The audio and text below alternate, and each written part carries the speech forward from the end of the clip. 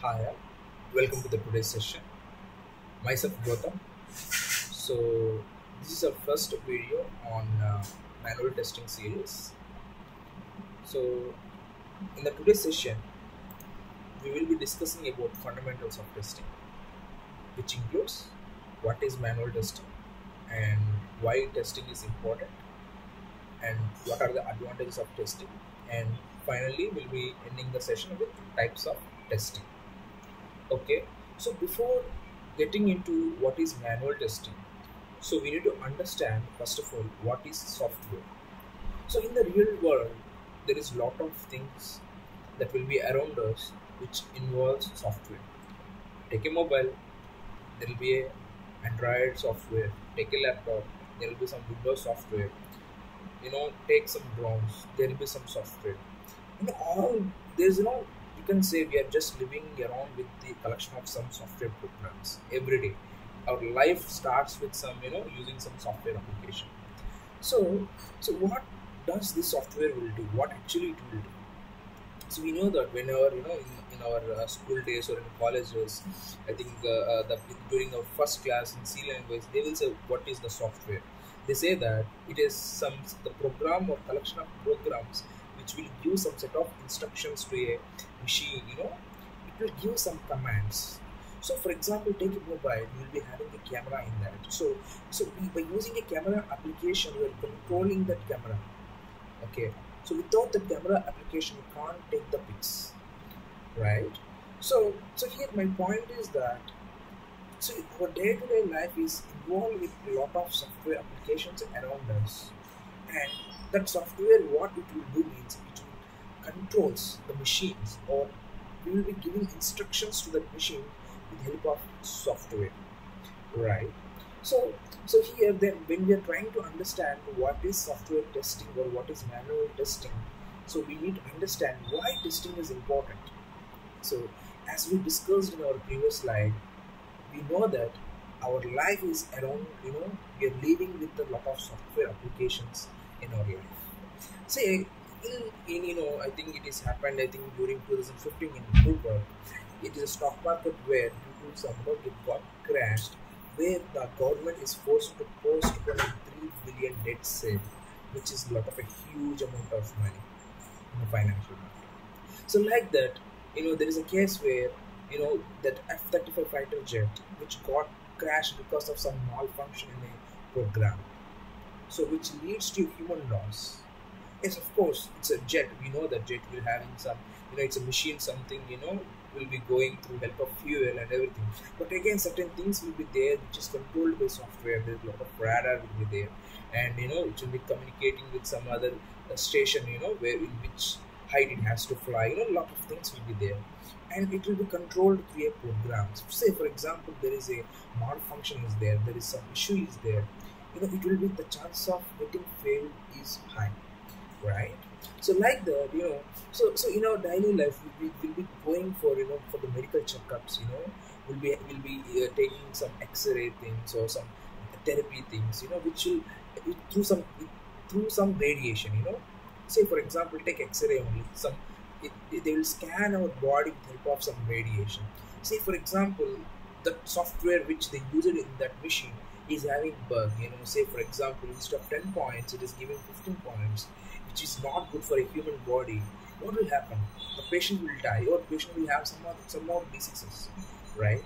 So if you see this type of things, like, so we have seen three things, where a financial market got crashed, where a plane is got crashed because of a malfunction, and the people got died because of machine is giving more radiation than expected. You can see it because of software failure. There is human loss is there because of software failure. It's for a organization, it is giving a lot of loss to the company. At the same time, it is killing the reputation of that company. Say for example, take the Yahoo Mail, and it's got hacked by many hackers and sold the username and credentials in the dark web. So now anyone uses Yahoo Mail? No, because they lost their trust. The reputation of Yahoo Mail got lost. Then why many people uses Gmail or Outlook? Because yes, of course, it was also got hacked, but compared to the other applications, they are very secure, and the people having trust because it will not get failed that much compared to a homemade, right? So like that, there is lots of software hardware stories out there. I will give the link in the description. You can check it out. You could see a lot of software failures. And I can do one more example. There is Airbus 830, 320 which crashed because of the software malfunction. So we understand that so software we live around lot of software applications, and if that software application is got failed, it will do a lot of loss for the human loss will be there, lot of losses for the organization, lot of loss for the reputation of the company. So we understand that. So why we are getting in the first place itself, why we are getting software defects or software failures, what is the reason for the software failure? Okay, so when you see in this direction, the reason for the software failure is the human beings. Of course, it is a software, but it is built by a human being, and human beings are always fallible, and they can make error. Say for example, so you and your friend had a quarrel, and you came to the organization and you are writing some complex code. So definitely the peace of mind will not be there, and the chance of making an error is very high. So at the end of the day, when the program is executed, will it meet the actual expectations? No, definitely not. So like that, because of the human beings' errors, the chance of getting, the chance of software failure is very high. Okay, so like that, another important reason for software failure is environmental conditions. Say daily life, the people used to play PUBG, very much. Say for example, you are having a budget mobile, and you keep the settings of the graphics very high, and when you are playing continuously more than 1 hour, what will happen? You will see a lot of heat producing from your mobile, and you'll observe a lot of frame drops from that mobile, and eventually you will see that mobile is getting hanged because of you played game continuously. So what is because that application, or the mobile is not having the proper environment to run in properly. Okay, so because it is a budget mobile, but you are forcing it to play extensive things. So because of that environment condition, the chance of software failure is very high. So if you see, for example, in previous year, I think during 2014 to 16 sometime, a Redmi Note 4 mobile is got exploded.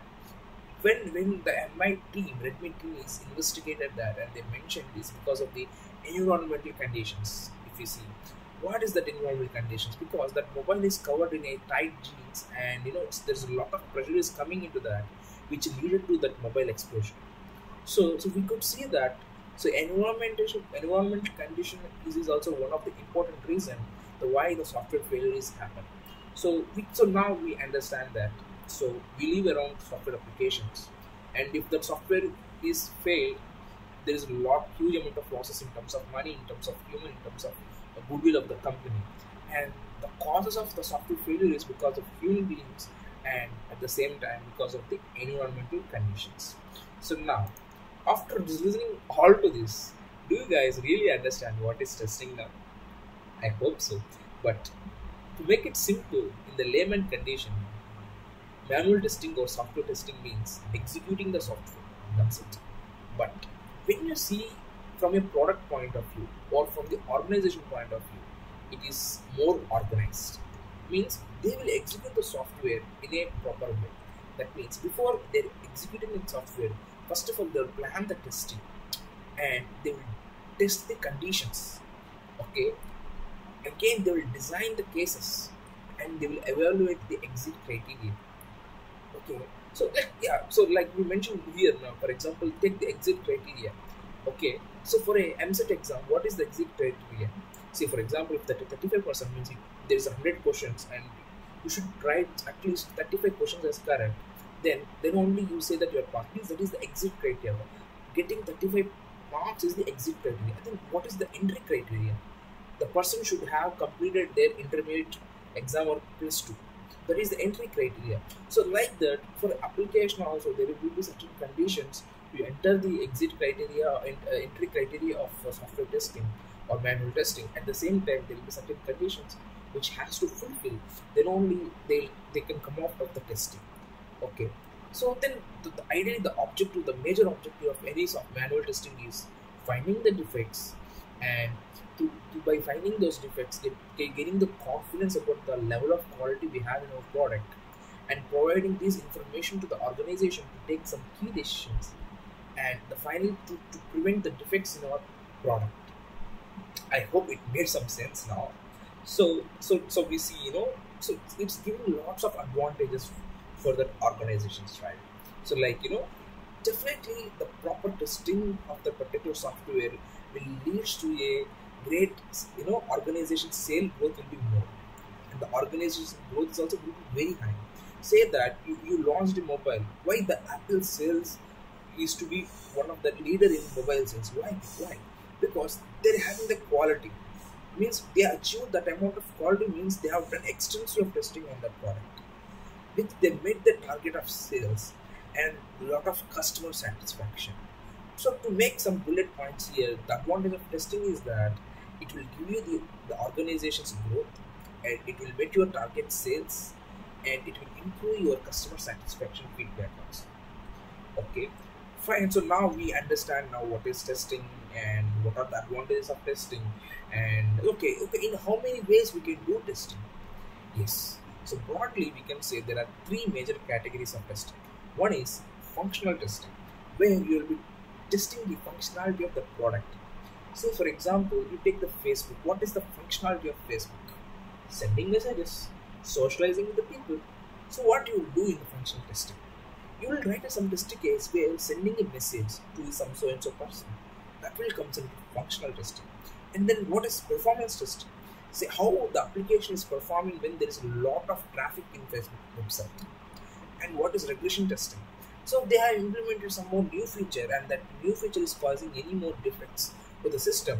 That is the regression testing. So like that, we will be discussing more in depthly about these three types of testing in our coming videos.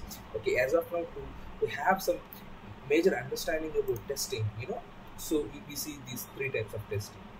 And to summarize all the points, so software testing is something, to check the actual results, match the expected result to ensure that our product is bug free, or it is get defect free. And we understand that testing is very important because it could be very expensive or even more dangerous.